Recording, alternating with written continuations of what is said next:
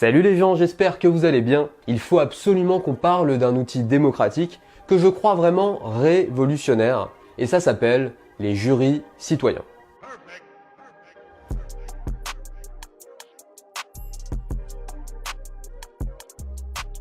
Un jury citoyen, c'est un petit groupe de citoyens tirés au sort qui va répondre à une question, à un problème de société. Aristote, Rousseau, Montesquieu, ils ont tous écrit que l'élection était un instrument aristocratique et que le tirage au sort est l'outil démocratique de base. Le tirage au sort, il permet d'injecter dans le processus de décision des idées, des savoirs, des expériences, des intérêts que le binôme experts-élus auraient eu de fortes probabilités d'oublier en cours de route s'ils avaient été seuls pour prendre la décision. Et les assemblées citoyennes tirées au sort, eh bien c'est pas quelque chose de nouveau. Il y en a eu un petit peu partout dans le monde dans l'histoire et elles ont eu des utilités, des fonctionnements et des appellations différentes. Pour ça, il faut remonter à la démocratie athénienne durant l'Antiquité, les républiques italiennes de la Renaissance, ou bien encore plus récemment, l'Islande qui a tiré au sort 1000 personnes pour participer à l'écriture d'une constitution.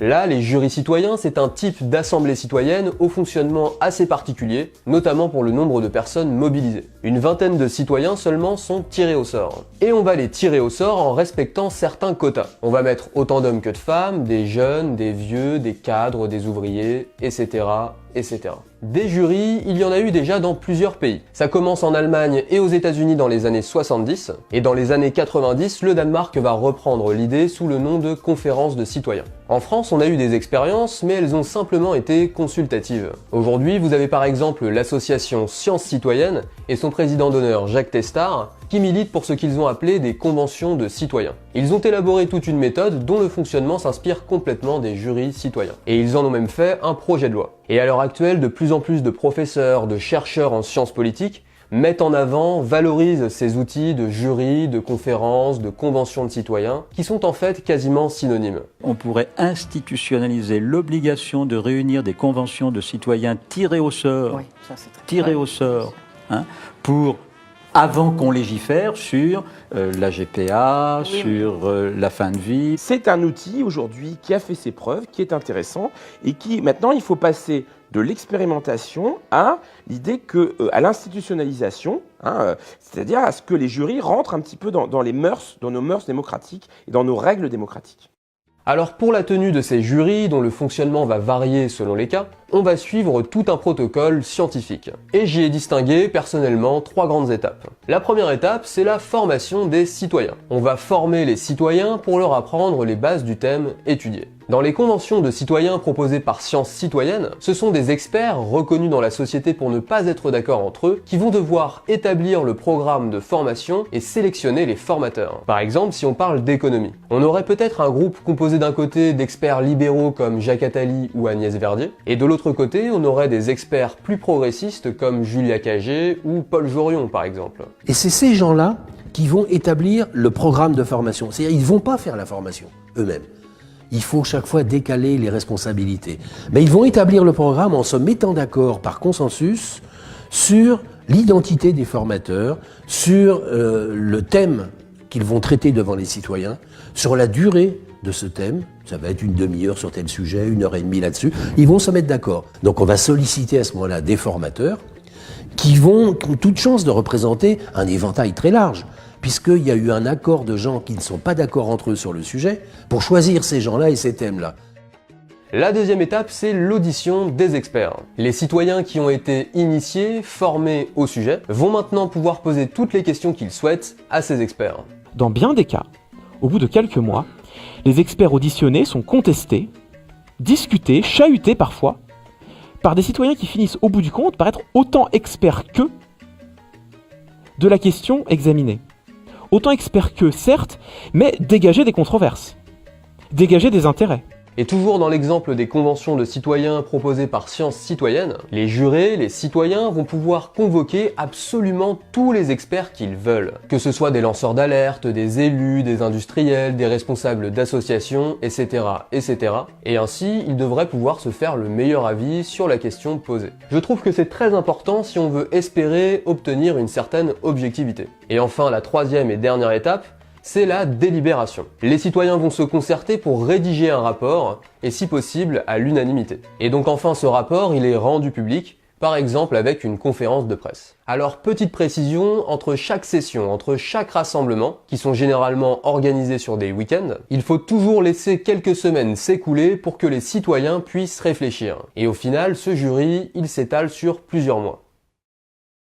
Cette façon de délibérer, elle permet la confrontation du savoir profane, c'est-à-dire de gens qui ne connaissent pas du tout le sujet étudié et qui ne sont pas en conflit d'intérêts avec la question posée. Ceux qui ont déjà un avis, on les prend pas. Parce que l'idée, c'est d'essayer le plus possible d'avoir un groupe qui soit vierge d'influence. Donc, choisir des gens qui n'ont pas, d'une part, qui n'ont pas d'avis et qui n'ont pas d'intérêt particulier.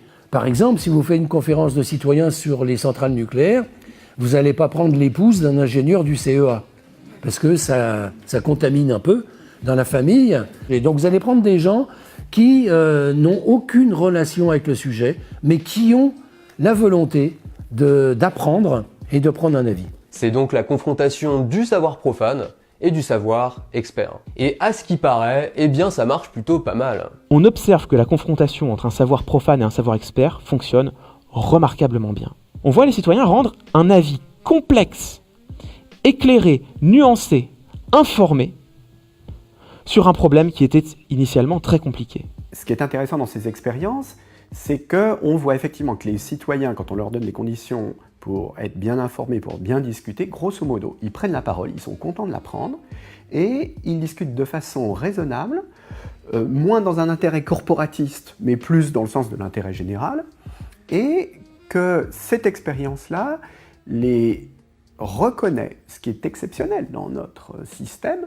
comme ayant un droit égal à la prise de parole, comme étant des citoyens à part entière. Le jury prouve en acte que faire confiance à l'intelligence individuelle et collective, c'est un pari, ça marche. Dans cette situation, les citoyens se mettent à développer ce que Jacques Testard appelle l'humanitude. Ils ont des réactions tout à fait extraordinaires.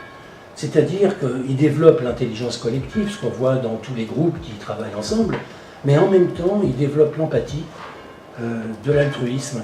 C'est-à-dire qu'ils ne proposent pas des solutions qui soient bénéfiques pour eux-mêmes ou pour leur famille ou leurs proches, mais des solutions qui sont bonnes pour l'humanité, y compris les gens du Sud, et y compris l'humanité à venir dans les générations suivantes. Et c'est bien plus efficace et beaucoup plus utile que les sondages. Et on voit bien émerger la différence avec les sondages, qui se contentent d'enregistrer l'opinion publique des citoyens avant tout processus d'information. C'est-à-dire, en d'autres termes, qui se contentent d'enregistrer les préjugés des citoyens. Ce jury, ce serait comme une sorte de mini-France, et l'avis qui en ressort devrait refléter l'opinion de la population. Le mini-public reflète l'opinion de la population dans son ensemble si elle avait eu le temps de réfléchir et de s'informer et de débattre sur la question qu'on lui pose.